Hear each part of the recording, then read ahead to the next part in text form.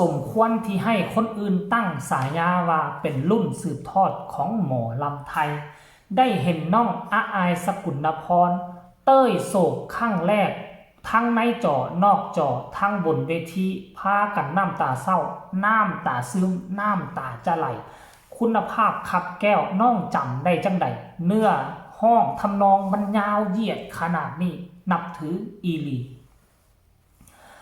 สบายดี FC แฟนคลับมาพบมาพ่อกันแล้วทานผู้ชมปัจจุบันนี้9 โมงครึ่งแต่ว่าอากาศก็ยังหนาวเน็บซ้ำเก่ามื้อเช้านี่15-16 องศาแต่ว่าปัจจุบันนี้ก็เข้ามาสู่20 องศาหรือว่า20 องศานั่นเองแต่มันก็ยังใส่เสื้อ3สั้นอยู่ทางในเฮือนยังเย็นอยู่ถ้าออกไปทางนอกไปเจอแสงดอกแสงแดดก็รู้สึกอบอุ่นขึ้นมาแน่จักหน่อยนึงเจบ่แล้วทั้งฝิ่งแดดทั้งกองไฟ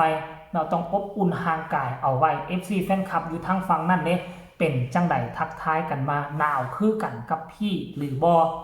ขอยกย่ายไส้สวยออกจากเรื่องน้องที่ด่าเรามาหาเรื่องของอาอายสกุลพรนี่ค่อยกล้าเว้าได้เลยว่าค่อยข้างแรกที่ได้ฟังอาอายเต้ยโศกทีแรกเจบ่แล้วกับบ่ฮู้ดอกเต้ยโศกก็คิดว่ามันก่อนลำคล้ายๆคือก่อนลำนั่นแหละแต่เขาเจ้าบอกว่าเต้ยโศกซึ่งมันเป็นการ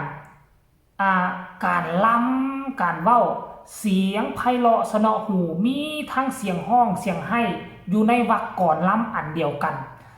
คนทั่วไปเฮ็ดบ่ได้เลยมาสังเกตเบิ่งแม้กระทั่งบางวงนะนางเอกหมอลำก็ยังเฮ็ดแบบนี้บ่ได้จะต้องมีผู้เฉพาะทางเฉพาะมาเฮ็ดแบบนี้น่ะเนาะคือน้องอาอายสามารถเต้ยแนวใดเฮ็ดให้ FC แฟนคลับอยู่ทางด้านหน้าเวทีน้ำตาไหลน้ำตาซึม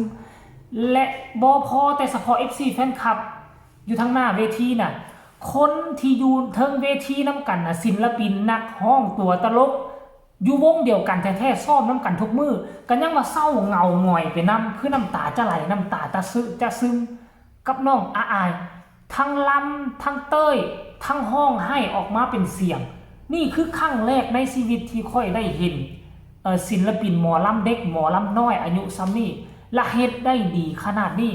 ที่ผ่านมาค่อยเคยเห็นผู้เดียวตะกี้นะอดีตของศิลปินของสาวน้อยเพชรบ้านแพงนั่นก็คือแม่ติ่มสมัยนั้นวง1วง2ต้องเป็นแม่ติ่มเท่านั้นที่จะเต้ยโศกที่จะล้ำแบบนี้ได้แต่บ่คิดบ่ฝันอยู่เสียงวีหกน้องอาอาย13 ปีเฮ้ยเฮ็ดได้จังไดท่านผู้ชมอันนี้คือเรื่องต่างเงินต่างง้ออันนี้แหละคือรุ่นสืบทอดอีหลีสมพ่อดอเขาจึงตั้งสายาให้ว่าเป็นราชนีของวงเสียงวีหกไปแล้วเป็นรุ่นสืบทอดที่มีคุณภาพมาตรฐานอายุ13 ปีล้ำได้แบบนี้หาครูจับยากในเวทีอื่นรายละเอียดให้ทุกคนไปชมคลิปนี้น้ำกันค่อยเชื่อว่าพวกเจ้าน้ำตาซึมแน่นอนไปชมเลย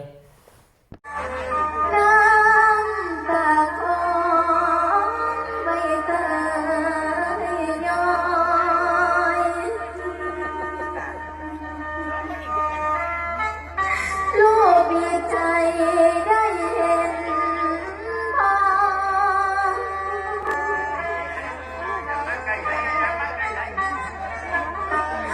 พอคิดทั้งเมดอกจา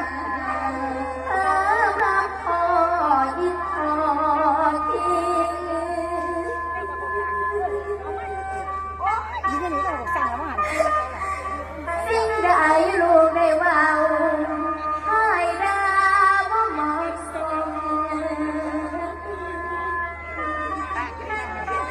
ไล่พอลงเรือนนี้เอาพาที่พอลงบ้าน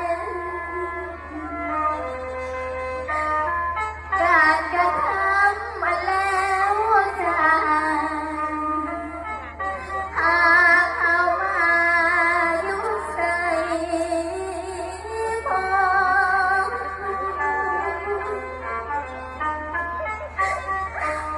ลูกขอคืน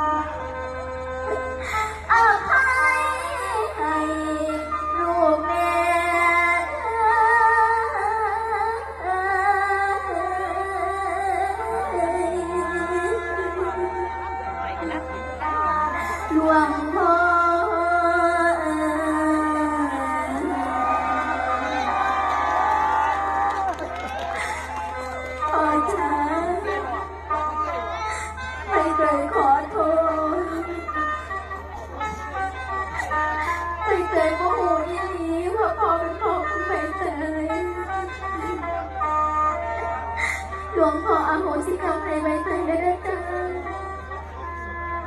หลวงพ่ออโหสิกรรมให้พวกเจ้าสุขคนเด้อ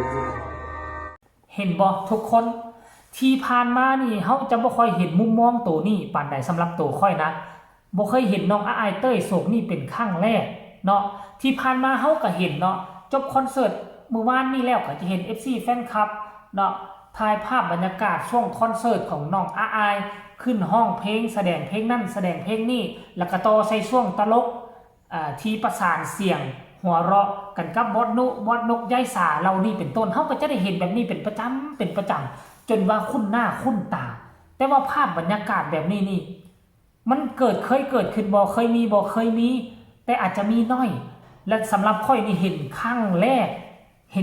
กอันนี้มันน่าจะอยู่ในช่วงล้ำเลืองหรือบ่ท่านผู้ชมจะอยู่ในช่วงล้ำเลืองหรือบ่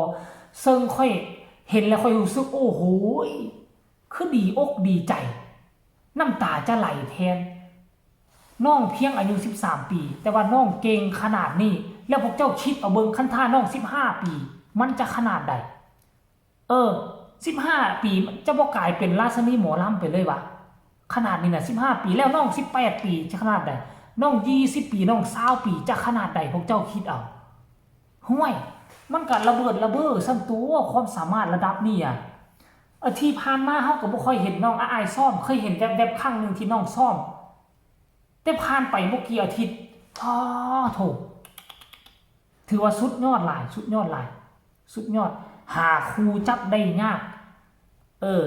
หมอลำเด็กอายุซ้ำเดียวกันกับอ้ายหรือว่าอายุไล่เลี่ยกันอายุ 17-18 ปียังบ่ทันมีผู้ใดที่จะเต้ยโศกแบบนี้ได้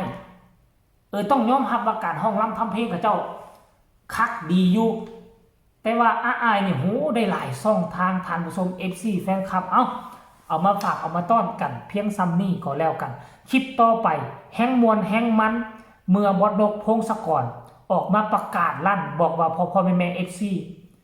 มีบ่ศิลปินในวงค่อยทักไปยืมเงินพวกเจ้าแล้วกล่าวหาว่าค่อยบ่ให้เบิกเงินคันนี้ให้บอกค่อยแน่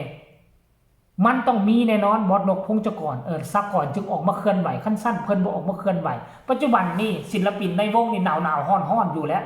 พอกันใหม่ในคลิปหน้าคลิปนี้สบายดี